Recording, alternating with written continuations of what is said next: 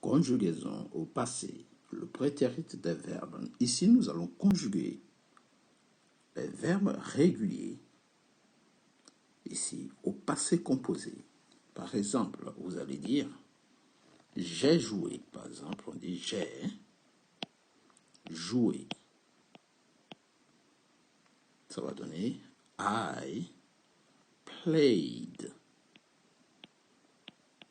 Vous voyez? On met un ED à la fin. I played. Tu as joué. Donc ici, tu as joué. You played. Donc on a played. Donc lorsqu'on conjugue au passé en anglais, le verbe ne change pas. Il faut juste trouver le passé du verbe. Vous le gardez partout. Donc pour conjuguer au passé, ici, les verbes réguliers, vous rajoutez juste des ED à la fin du verbe. Vous prenez le verbe play et vous rajoutez ED partout. ED partout. Donc, conjuguer au passé est très simple. Une fois que vous avez trouvé le verbe, vous le gardez. Donc, ici, j'ai joué, on reprend, j'ai joué, I played, tu as joué, you played. Il a joué, he played, elle a joué. She played, nous avons joué. You played, vous avez joué. You played, nous avons joué. We played, vous avez joué. You played. Ils ont joué, elles ont joué ici. They played. Et ça donne le passé du verbe play. C'est un verbe régulier. Comment reconnaît-on des verbes réguliers? C'est lorsqu'on met des ED à la fin. ED partout.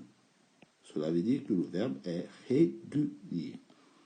On conjuguera tout à l'heure un verbe irrégulier. Vous verrez la différence. À la forme négative, ça va donner hier, je n'ai pas joué. Je n'ai pas joué, par exemple. Je n'ai pas joué. Ici, la négation se fait avec didn't. Ça va donner I didn't ou I did not. Et le verbe jouer qui est play va redevenir normal. On retire le ED à la fin. On laisse play. Parce que le did est symbole du passé. Donc, le verbe ED devient play ici à la forme négative. Donc, la forme négative en anglais se voit par rapport à l'auxiliaire qu'on a utilisé pour faire la négation, celui qui symbolise le passé. Le verbe en lui-même revient comme s'il était au présent. Parce qu'ici, on conjugue le verbe to play. Donc, ici, c'est play. C'est le play qui veut dire jouer. Donc, did not qu'on a mis ici, on va contracter et ça va donner didn't. Donc, ça va donner I didn't play. Donc, on prend le did, on le colle à not, on vire le O, on met l'apostrophe T. Et le did not, qui est ici, devient didn't. Donc, nous allons mettre des didn't partout, alright, pour simplifier notre conjugaison. Donc, je n'ai pas joué, tu n'as pas joué, il n'a pas joué. Tout ça, ça va donner didn't play. Didn't play. Ça ne change pas. Partout, on aura didn't play. Vous voyez comment c'est très facile de conjuguer à la forme négative. Donc, on reprend le présent. Je n'ai pas joué, par exemple, pardon. Donc, je disais, je n'ai pas joué. I didn't play. Tu n'as pas joué. You didn't play. Il n'a pas joué. He didn't play. Elle n'a pas joué. She didn't play. Vous voyez? Nous n'avons pas joué. We didn't play. We didn't play. Vous n'avez pas joué. You didn't play. Il ou elle au pluriel n'ont pas joué. They didn't play. Donc, la forme négative se fait avec didn't play. Donc, si on vous demande quelle est la forme négative d'écouter, c'est didn't listen. Quelle est la forme négative de chanter? Didn't sing. Quelle est la forme négative de manger? C'est didn't eat. Très facile. Alright. On fait la forme interrogative maintenant. Donc, pour conjuguer la forme interrogative, ici on va dire ai-je joué? Est-ce que j'ai joué par exemple? Ai-je joué? Donc ici, ai-je joué? Alright.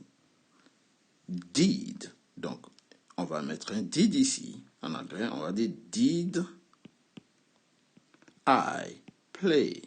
Did I play? Est-ce que j'ai joué? As-tu joué? Donc ici, as-tu joué? As-tu joué hier? As-tu joué au foot? Did you play football yesterday? Did you play? A-t-il joué ou bien a-t-elle joué? Did he play or did she play? A-t-elle joué? Avons-nous joué? Ok? Did we play? Le it ici, c'est pour, par exemple, les animaux. Did the dog play? Est-ce que le chien a joué, le chat a joué?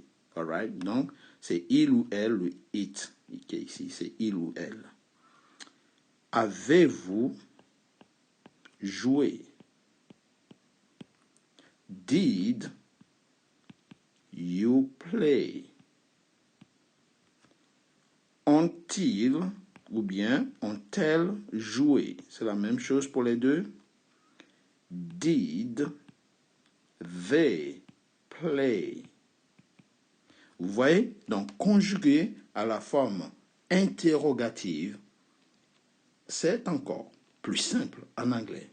Lorsque vous commencez votre question par did, automatiquement, la personne qui vous écoute sait que vous êtes au passé. Inutile de toucher le verbe. Le verbe play qui est ici, ok, il est là. On ne l'a pas touché. C'est le verbe play, to play. Donc vous dites, did I play? Did you play? Le verbe ne change pas. On fait juste appel à l'opérateur. Did qui est là uniquement pour le passé. Le did est utilisé pour le passé. On utilise aussi le did lorsque le verbe utilisé n'est pas un auxiliaire modal. Dans la leçon précédente, je vous ai fait la liste et la conjugaison de tous les auxiliaires modaux. Tout verbe qui n'appartient pas à la colonne des auxiliaires modaux, on utilise did pour faire le passé et la négation, et ainsi de suite. All right. Ici, nous allons tout simplement inverser. Vous voyez le didn't qui est ici. Nous allons tout simplement inverser le didn't. On va le mettre au début. On va mettre le sujet ici et on va compléter le play qui est ici. Donc ici, n'oubliez pas, au passé, les verbes ne changent pas. Ce sont les auxiliaires qui montrent juste le passé. Le verbe reste identique à la forme négative, interrogative et interronégative. Il n'y a qu'à la forme affirmative, comme ici, le verbe change. Mais ici, play, ici, on va aussi avoir play. Le verbe ne change pas. C'est l'opérateur didn't qui va venir ici. On va mettre didn't partout. Inutile de l'écrire 6 fois puisque de toute façon, il ne change pas. Donc, vous le mettez qu'une seule fois. Vous voyez, didn't. Donc, didn't I play? Ici, n'ai-je pas joué? N'ai-je pas joué? Didn't I play? N'ai-je pas joué? Est-ce que je n'ai pas joué? Est-ce que je n'ai pas fait ça? N'ai-je pas dit de ne pas faire ça? Didn't I tell you not to do that? Vous voyez? Didn't I? Donc, n'as-tu pas joué? N'as-tu pas joué avec le groupe hier? N'as-tu pas joué? Pas joué, ça va donner didn't you play? Donc, pour finir, on va faire juste rapidement les autres conjugaisons. Par exemple, n'as-tu pas joué? Didn't you? N'a-t-elle pas joué? Didn't he? N'a-t-il pas joué? Didn't he? N'a-t-elle pas joué? Didn't she? N'avons-nous pas joué? Didn't we? Alright. Didn't we play? On peut remettre, hein, c'est pas grave. Didn't we play? Didn't you play? Didn't they? Et on met partout play. Didn't they play? Didn't you play? Et ainsi de suite. Et on a notre forme interrogative. Donc ça, c'était la technique des verbes réguliers. Le verbe ne change pas. Il revient à la base verbale lorsque nous sommes à la forme négative ici, forme interrogative ici, et forme interrogative ici, pardon, et forme interrogative ici. Très simple, alright? It's not rocket science. Hein, c'est pas la mer à boire. C'est pas si difficile que ça. Ce n'est pas sorcier. Conjuguer au passé est plus facile que conjuguer au présent en anglais.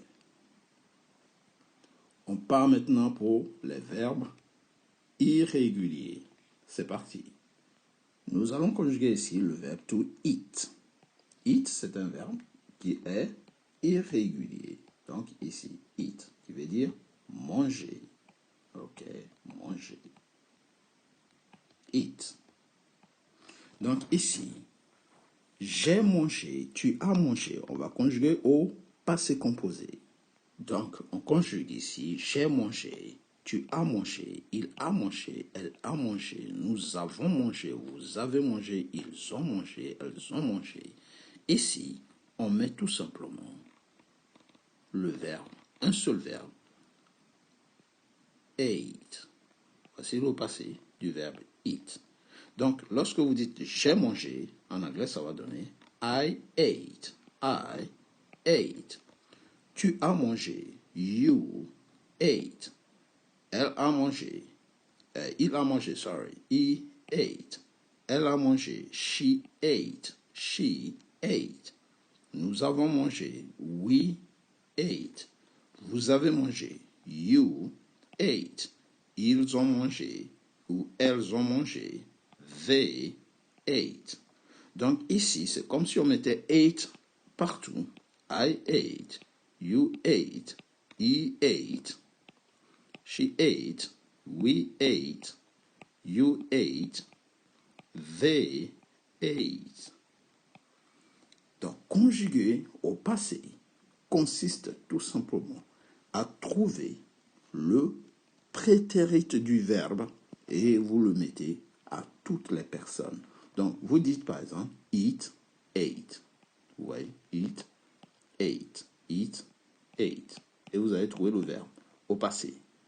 Vous voyez, comme tout à l'heure. Tout à l'heure, donc je disais, vous voyez, play, played. Et on a mis played partout. Ici, vous avez vu, on a mis played partout. C'est la même chose avec eat. On prend le eat qui est ici, tout simplement. On trouve son passé qui est ate. Je vais retirer la traduction. Je mets ate, son passé qui est là. Et je colle ça partout. Et j'ai tout simplement l'équivalent de mon passé composé en anglais. À la seule différence, c'est qu'il n'y a pas d'auxiliaire avoir à conjuguer d'abord au présent avant de rajouter le participe passé du verbe manger qui d'ailleurs ne change pas aussi en français. C'est juste l'auxiliaire qu'il faut conjuguer au présent et vous rajoutez le participe passé et vous avez le passé composé. En anglais, on a juste le verbe, le prétérit à toutes les personnes identiques. On passe maintenant à la forme négative. Je n'ai pas mangé, par exemple. Vous allez dire je n'ai pas mangé. Je n'ai pas mangé, ça va donner I didn't. Je mets en noir ici. I didn't. Et on remet le it. Comme je vous ai dit précédemment, à la forme négative, c'est l'auxiliaire modal qui est le symbole du passé. Le verbe en lui-même, il revient à la normale. Donc, comme vous pouvez le voir ici, vous voyez par exemple eat, il revient ici, il ne bouge plus. Donc, partout, on va mettre didn't, comme on l'a fait tout à l'heure, et on met it, et on a la forme négative. Donc, ici, à toutes les personnes, I didn't eat, you didn't eat, he didn't eat, ça va donner je n'ai pas mangé. En français, tu n'as pas mangé. Donc, ici, tu n'as pas mangé, ok, tu n'as pas mangé, il n'a pas mangé, elle n'a pas mangé, nous n'avons pas mangé, vous n'avez pas mangé, ils n'ont pas mangé, et ainsi de suite. Ça va donner tout simplement didn't eat. I didn't eat, je n'ai pas mangé. Tu n'as pas mangé, you didn't eat. Il n'a pas mangé, he didn't eat. Elle n'a pas mangé, she didn't eat. Nous n'avons pas mangé, we didn't eat. Vous n'avez pas mangé, you didn't eat. On peut remettre didn't eat.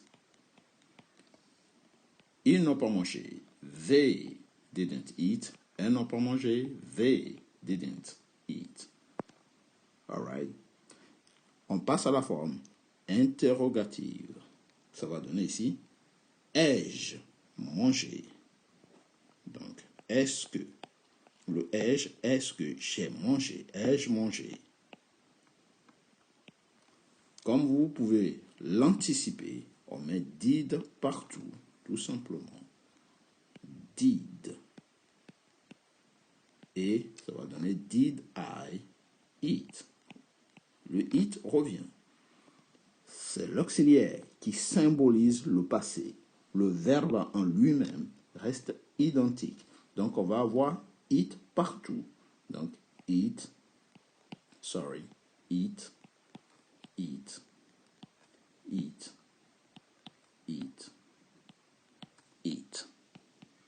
Et on a did partout. Did, did, did, did. Avec le point d'interrogation à la fin parce que c'est une question. Donc, ai-je mangé? Did I eat? As-tu mangé? Donc ici, as-tu mangé? Pardon. As-tu mangé? As-tu mangé? Did you eat? A-t-il mangé? Did he eat? A-t-elle mangé? Did she eat? Avons-nous mangé? Did we eat? All right. Did we eat?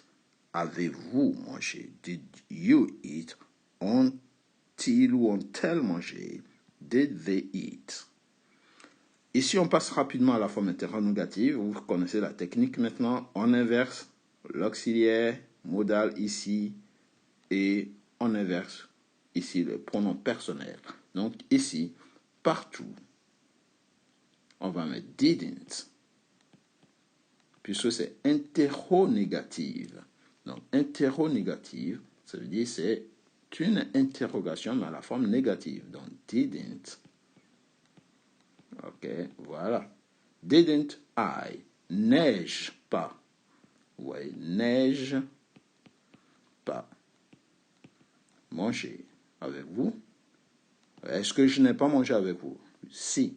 Donc, la forme interrogative, c'est une question fermée. Soit vous répondez par oui ou par non. Donc, didn't I eat with you? Donc, ici, on met eat partout. Eat partout. On met didn't partout ici. Didn't. Partout, didn't. All right. Je pense que vous avez compris. Et ici, on met eat partout. Eat. Attention, on ne met plus ate, on ne met plus le passé du verbe. Le passé du verbe est symbolisé par le didn't. Le didn't, automatiquement, vous remettez la base verbale du verbe tel qu'il était au présent. On ne modifie pas. L'auxiliaire est déjà au passé. Le verbe ne doit plus être au passé. Il revient normalement à sa place. Et en français, ça va donner n'ai-je pas mangé? N'as-tu pas mangé? N'as-tu pas mangé? N'as-tu pas mangé? N'a-t-elle ou n'a-t-il? N'a-t-il, n'a-t-elle pas mangé? Donc manger ne changera plus non plus. On reste manger partout. Donc, n'a-t-elle pas mangé? Didn't she eat? N'avons-nous pas mangé? Didn't we eat? N'avez-vous pas mangé? Didn't you? Et n'ont-ils ou n'ont-elles pas mangé? All right. On va mettre manger. Didn't they eat? Donc, c'est tout pour les deux formes. La forme négative avec un verbe régulier et la forme négative avec un verbe irrégulier. D'accord? Voyons ici rapidement la conjugaison de l'auxiliaire to be au prétérit.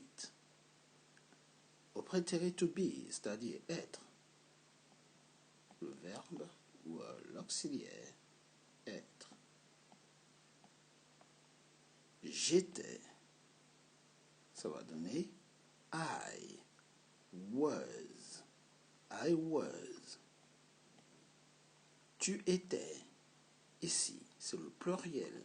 On va mettre vous, tu, you were. Il était. He was. Elle était. She was. Il ou elle pour les animaux, les objets ici. On passe au pluriel. Ça va donner nous étions. We were. Vous étiez. You were. Il au pluriel, elle au pluriel. Ça va donner they were. Donc au prétérit, il y a deux verbes. Il y a le was pour le I et la troisième personne. On a les was. Ici, on a les was uniquement lorsque le sujet est au singulier, au pluriel. Ici, au pluriel, nous avons des were partout. Donc, le prétérit se fait avec un was et un were en fonction du sujet. Si le sujet est au singulier, c'est was. Si le sujet est au pluriel, c'est were. Donc, c'est très facile de conjuguer au prétérit le to be en anglais. All right. Il est un peu plus difficile en français. Ainsi donc, nous allons passer à la forme négative. Donc, je n'étais pas. Ainsi donc, à la forme négative, on va voir je n'étais pas. I was not. Contracter les deux, was et le not, ça va donner wasn't. Tu n'étais pas. On passe à tu n'étais pas. You were not. Were not. Contracté, ça va donner weren't. Il n'était pas. He was not. She was not. It was not. On peut les contracter. On va contracter un de ces trois verbes, puisque c'est la même chose. Donc, was not, contracté, ça va donner wasn't. Was, ain't. Wasn't. On peut mettre wasn't chaque fois que on a le singulier. Et ici, on va faire were not, qu'on va contracter aussi. Were not, qu'on va contracter comme ça. Were not. La forme contractée va donner ceci. Weren't. Weren't. Donc, on fait weren't. Weren't. La forme contractée de were not, ça donne weren't. All right. Donc, on pouvait mettre weren't partout. La forme interrogative, comme en français, on inverse tout simplement le sujet, ici, le modal et son verbe. Donc, ça va donner tout simplement étais-je ou bien est-ce que j'étais, tout simplement. Étais. Vous voyez? Étais-tu? Étais-tu? Étais-tu présent, par exemple? Donc, Était-il? Était-elle? Étions-nous, étiez-vous? Était-il, était-elle? Ici, on va inverser aussi, tout simplement, en faisant exactement la même chose. Was I? Ouais. Was I?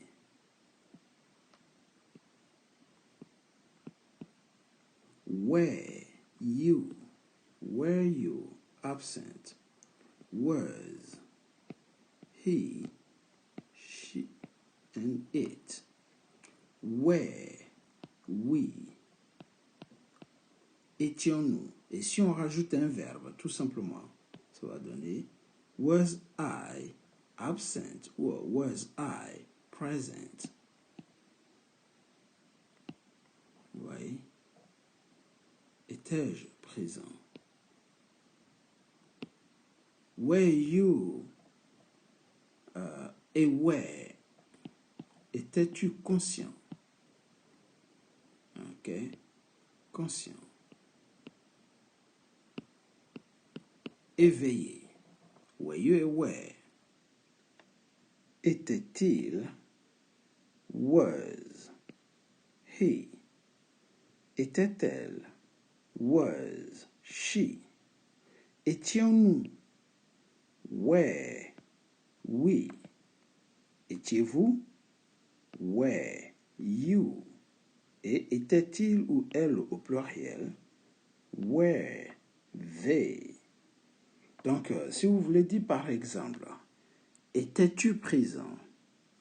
Were you present? Oui. Est-ce que j'étais avec vous? Was I with you? Donc, ici, on inverse tout simplement l'auxiliaire et le pronom personnel, comme on a vu dans le présent. All right. Ici, nous sommes à la quatrième partie, forme négative. Donc, n'étais-je? Est-ce que? On va utiliser est-ce que pour bien faire la forme négative. Est-ce que je n'étais pas, par exemple, présent? Wasn't I present? Donc, ça va donner ceci. Est-ce que je n'étais pas? Est-ce que je n'étais pas là? Ça va donner wasn't I? Wasn't. On inverse ici, tout simplement. Ici, le modal, l'auxiliaire, pardon, et le sujet. Donc, was not, ça va donner wasn't. Donc, nous allons faire la forme interronégative avec les formes contractées. OK? Wasn't I? Weren't you? Weren't you? Interronégative. N'étais-tu pas présent? Weren't you present? Wasn't ici. Wasn't va avec he, she et it. Wasn't it? Wasn't it? Wasn't it? Or wasn't she? Wasn't it? Et ici, on revient avec where. Oui. Where. On met la négation contractée. Weren't. We. Weren't. You. Weren't. They. Donc, voici une vision panoramique de la conjugaison avec have got, qui a son prétérit ici. Had, à toutes les personnes. Ici, j'avais, tu avais, il avait, nous avions, vous aviez, ils avaient. I had, tout simplement. La forme négative, on dit had not, et la contraction, c'est hadn't.